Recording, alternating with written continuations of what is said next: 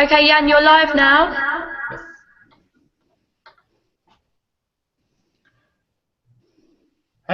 Hello everyone, and welcome to the fourth session of the European Journal Cardiovascular Nursing Journal Club. My name is Jan Mårtensson, and I work as a professor in nursing at Jönköping University, Sweden. And I have the pleasure to be the moderator of this session. Today I'm joined by Kerstin Ulin from the University of Gothenburg, Sweden. Kerstin is the lead author of the article Person-Centered Care, an approach that improves the discharge process, which was published in the European Journal of Cardiovascular Nursing in February 2015. As a listener, please feel free to ask your questions via the audio or typed comments, and we will try and cover as many as we can in the time. I will also try my best to get through all questions put to Kerstin, but obviously this will be restricted by our time slot.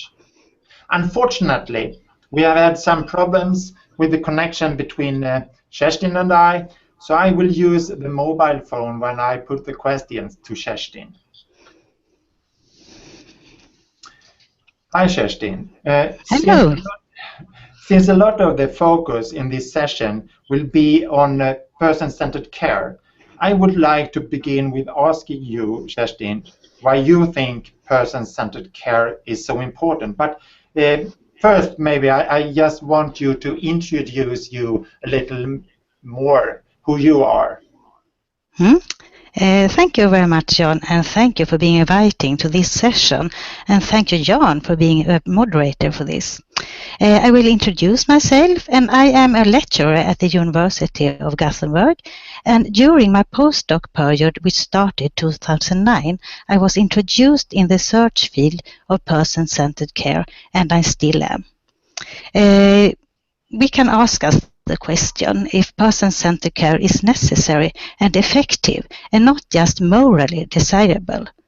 The healthcare system is facing a huge challenge to manage the fact that we are getting elderly, and at the same time we got more and more severe diseases and chronic diseases.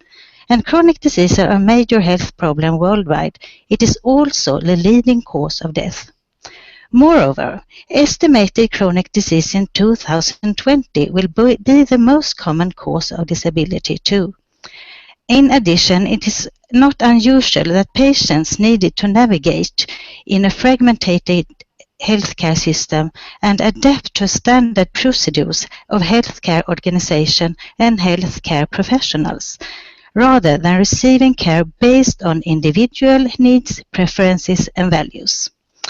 And at least we need also to involve and start to treat our patients as partners, as experts of themselves, with their capacities, resources, and responsibilities too.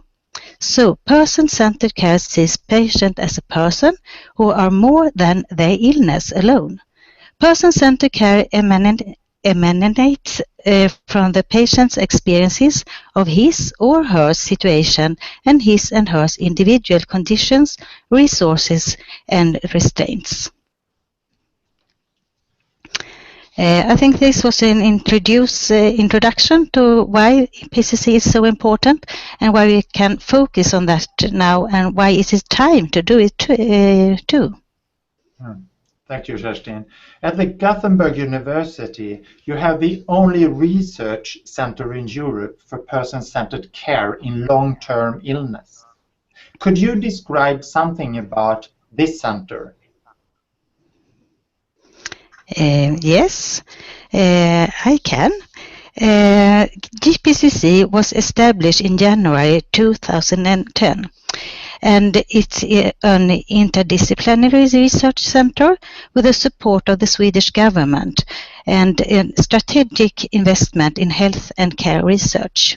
There are about 100 national and international researchers working with about 40 different studies at DPCC. And there are a wide variety of backgrounds such as education, philosophy, healthcare science, medicine, and healthcare organizations. The vision of the center is to have a sustainable health through sustainable care, and to prevent and reduce suffering and strengthen the efficiency of institutional care through person-centered care. In the article, you describe the Gothenburg person-centered care model. Could you describe what distinguishes this model from other models regarding person-centered care? I will try to do that. This is a little tricky, but I will try to. There are rather more similarities than distinguishes. For example, Brenda McCormack, who described that person-centered care consists of relationship, the values of respect for the person, the individual right to self-determination, mutual respect and understanding, and empowerment. She also argues that person-centered care consists of persons' outcomes and care process, their care environment and their prerequisites. The DPCC model, or rather the concept, argues for the same values, but it's very clear that person-centered care is a philosophical concept too. And this is not so stringent for McCormack. And the philosophical concept, including example for Ricoeur and Christian Smith, this is a base, and we evaluate this concept in 3 steps, and in the base to the narrative, and the narrative initiating a partnership between the patients and the healthcare professionals. And then we have the agreement, and that is to work in the partnership. And the last step in this concept is to document the partnership. We can see person-centered care is to take the medicine of a capsule. You must swallow the capsule in the whole. You can't split it, because if you can't split it, you can't be sure where you have the effects. Thank you. Would you say that certain patient groups are better suited for person-centered care than others? Well, I think that the concept can be worked out in all concepts and for all patients and all environments. But the studies we have done so far is often for patients in hospital, but we have also studies where we studied outpatients and also in primary care. And we have studies for young persons and children too. But most of them are, in fact, for chronic diseases, and that was also this concept for the center and what we have to do for the government too. But I think the concept can be worked out for everyone, everywhere. Yeah. The study population from your article is from the person-centered care heart failure study, which was published in 2012 by Professor Inger Ekman and colleagues. And results from this study population has been presented in some other articles after that. Could you describe what this article adds to the others? I will try to explain that too. The other articles have, which I am a co-author too, but I had another last name then. It was Dudas. But they looked at the days for stay in hospital and uncertainty in illness. We also looked at re-hospitalization, and this article will add that the concept to work in person-centered approach, that we can also affect and be more effective in the discharge process. When we are listening to the patient and have this narrative, and we are aware of the patient's needs, their resources, and their environment, and then complete that and add it to a concept of a strategic way to work and affect that too. then we have this very large and effectful effects of the model. Yeah, thank you. Now I understand, even though you didn't have the same name then, that you were also involved in the design of the original PCC heart failure study. Can you say something about the design? What was the main purpose of that article? This article or the first article? The first, I mean, this article you have today, which is an approach. The discharge process. Yes. Yes, yes. The article was because I was asking me the question, if we in a strategic way will work with the patient and with the narrative, can we also have the effect and have improvement in the discharge process? So that was the question I was asking me, because we have looked at the effective of the length of stay and also the patient's activity of daily living and so on, and also I have an article in uncertainty in illness who was very effective too. So this was very interesting, I thought, to look at in a strategic way, to take the narrative and take that together and conclude it in hospital, and see if you can effective all these steps when we should transfer the patient out of hospital to the home care or primary care. In the method section, you describe that the control group were enrolled from February 2008 to April 2009. And the intervention group the year after, between May 2009 and April 2010. Can you say something about pros and cons with such a design? Many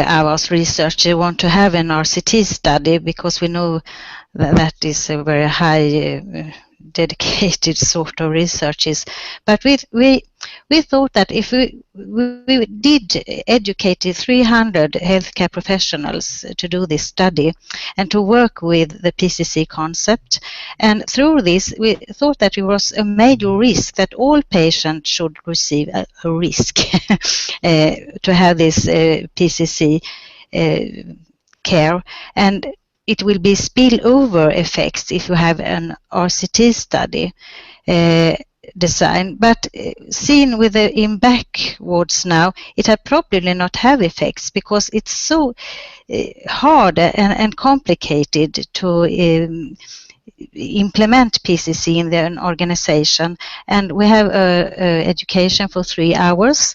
And that's not enough. We have tried now to implement it in the organization in different wards, and we know now that it needs much more education.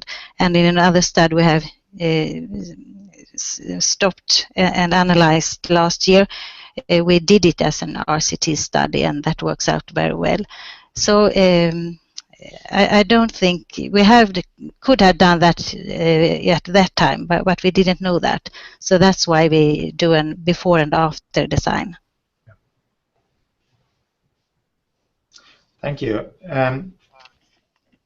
When you compare two groups and one is a control group, it's always interesting to know what it means to be in the control group. I think that it is quite difficult to find out from the method description in this article and also from the original PCC heart failure study article. Could you explain a little more about what usual care meant in this study? With usual care, we mean that it's always is in many studies who use this at the patient are having usual care. We mean that this is according to that the patient is having the care following the national guidelines and routines for treatment and care for patients with chronic heart failure who need to be hospitalized in their condition. Yeah. That's usual care. It's not a bad care, but it's not person-centered care. So, do most of the patients are they followed up at the hospitals in Sweden, or is it by the primary care or the community care? In this study, we just follow the patients in hospital. And then we follow them up if they died or not in 6 months. But we have no instruments and no interviews after the hospitalization. It was an in-hospital research. Yeah.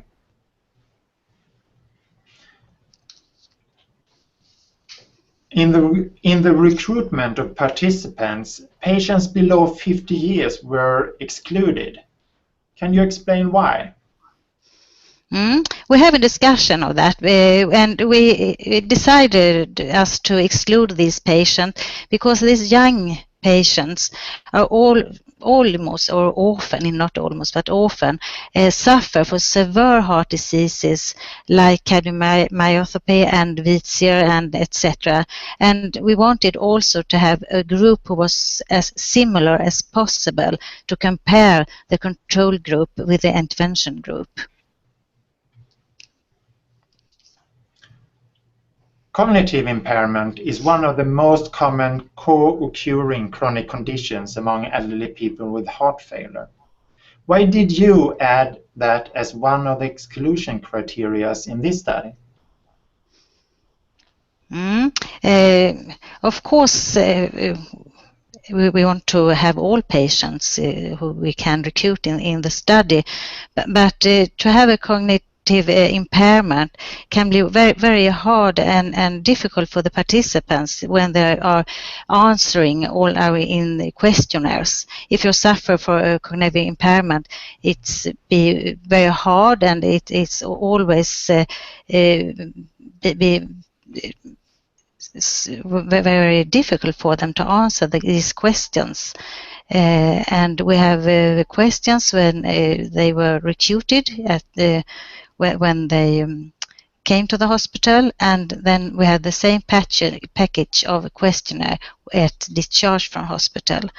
And also patients with chronic heart failure are often have very much symptom, and they suffer for fatigue, for example, and to be very tired, the severe fatigue they had, and also cognitive impairment. It was very difficult to have the questionnaires answered for them.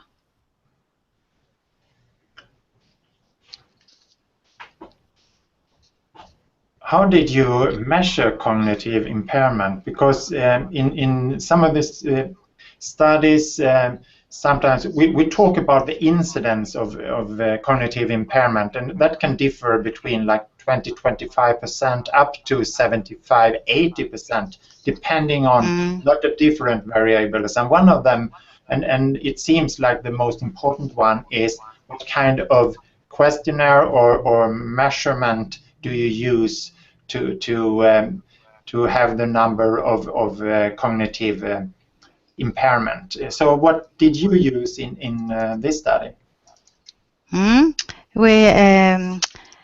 What very interesting question, and I have the instrument here. I don't have it in mind just now, just a little moment here.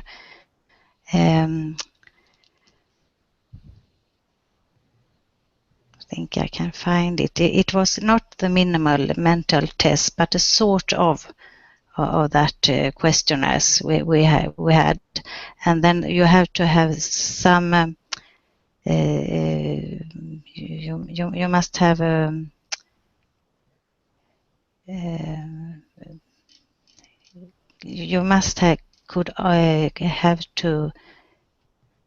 say the right questions for, I think it's 7 questions or something. See if you can find it.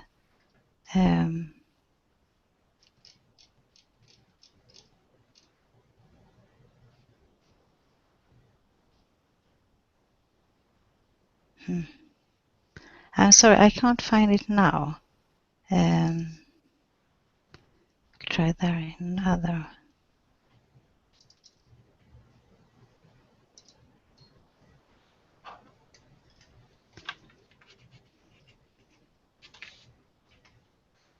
Can we leave that question just for a moment, and I will try if I can find it later? Oh, yes.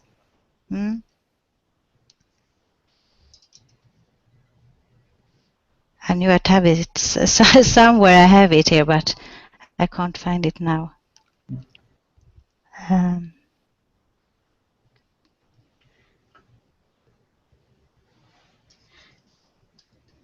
Can we have the next question, and I will try see if I can find it here. Yes. In figure 1 in the article, you present a participant flow, and the exclusion rate was about 80%. Why was it that high? As I mentioned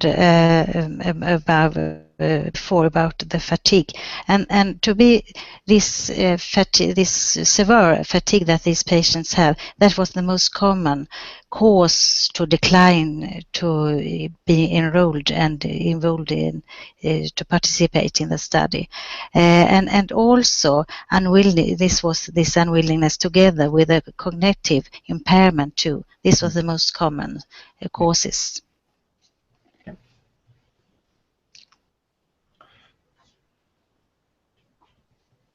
The person-centered care intervention started with a health plan including the patient narrative. Could you explain what that means? This patient's narrative is that the patient are invited to tell their story, why they are seeking health care. They can tell us about their situation and their individual's conditions, their resources and restraints. Yeah. And who performed this discussion with the patient? And were also relatives invited? The patient was almost or always, I would say, invited to tell their story to the nurse at the ward. And it was, of course, if they had a relative with them and nearby, so were they invited too, of course. And when we summarized this healthcare plan, it was in a collaboration with the nurse and the physician and the patients, of course. So as you mentioned before, the intervention was divided into 3 steps, which also were the 3 endpoints of the study. The number of days from admission to notification about the healthcare plan, the number of days from admission to the notification confirming the discharge planning conference, and the number of days from admission to the notification that the patient was ready for discharge from the hospital. Which out of these 3 would you say is the most important notification to the municipal home care service and or primary health care? I think it's essential, and the most important step is the first step, because here we start with the patient's narrative and we have the knowledge of their resources and their needs and what they want to have and what their needs are when they're coming home. And this starts the whole process of the discharge process too.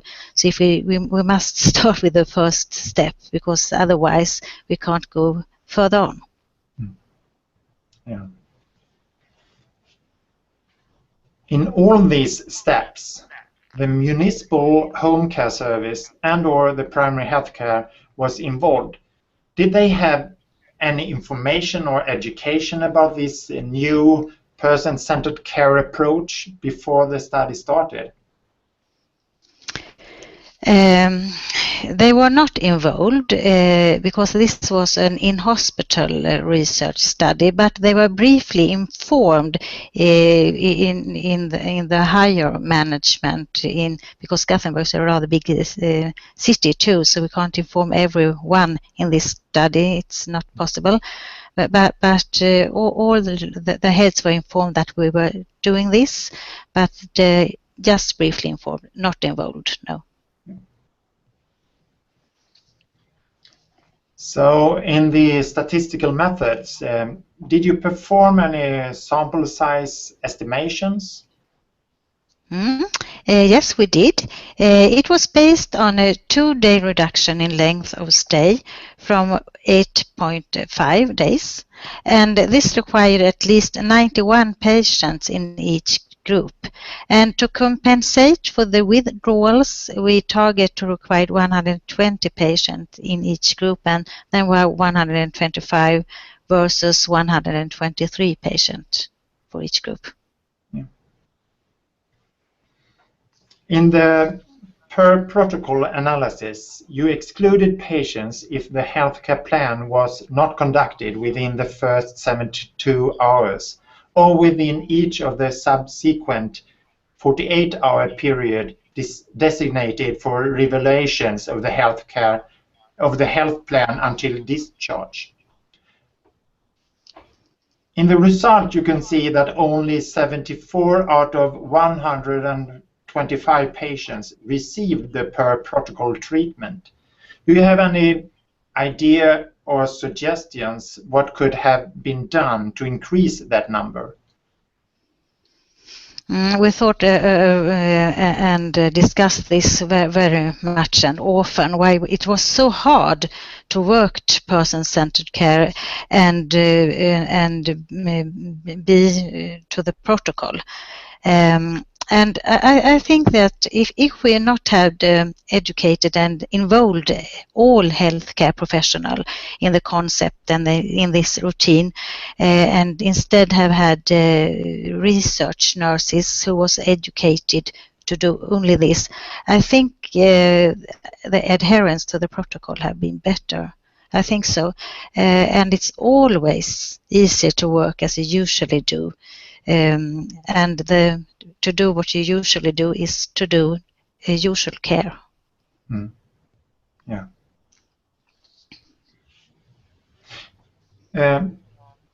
So one of the questions that usually finish a discussion is, according to you, what is the most important result or message from this study? Thank you. I think the most important result in this concept in this article is the concept of use for the patient as a competent person who can be an active partner and involved in their own care planning too. And this concept also facilitates for the healthcare professionals to identify and also utilize the patient's resources. And a take-home message here from this session and from a nursing perspective is that person-centered care concept together with a clear structure, as this concept is in the 3 steps with the municipality and primary care, can lead to many successful nursing intervention, I hope. Yeah. So according to your experience, can you see that person-centered care becomes more and more popular and also are involved in more and more nursing research and other research, not only nursing research? Yes, at the center there are many different professionals who are study this and want to also to implement it too. So it's not only in the research field, it's also in hospitals. Many want to work in this way because the benefits are so many. The patients are feeling well, they are doing well, and the professionals, healthcare professionals, like to work in this way. When they have started, they want not to go back to usual care again because there are so many benefits for everyone in this way to work. So I think this is a very successful way to work, and it is fun too. I do it once a week in hospital when I work in there. Yeah. So is it as easy to involve other healthcare professionals as it is to involve nurses? Have you any experience of, is it like, because you need like a teamwork to make this person-centered care, and your experience from Gothenburg and also other experience, is it easy to also involve other healthcare professionals like physicians and occupational therapists and physiotherapists and so on? No, it's not. Very many other professionals as physicians and physiotherapists and so on, they all want to work like this, but not they don't want to change themselves because they're already working in this way, they said, and maybe sometimes they say this is a nurse way to work, but we need to do this together, and as you said, it's a teamwork, and we need to do it in a team, and we need to do it all of us every day, in every time, in any minute, because otherwise you don't take the capsule whole. So I'm looking at the chat, but I can't see any questions from the audience. So I think I would like to finish by just saying that I would really recommend all of you who want to have more information about person-centered care and the Gothenburg model to enter the website pgcc.gju.si to have more information about this. And I also want to thank Kerstin for a very interesting discussion and for doing research about such an important area. And with that, I would like to close this session. If you don't have any more to fill in this discussion, Kerstin? No, not now, and I think this was a great opportunity to participate in this session, and I'm very happy and glad for having this opportunity. So thank you very much, John. Thank you, Kerstin. And thereby I close this session. Thank you very much.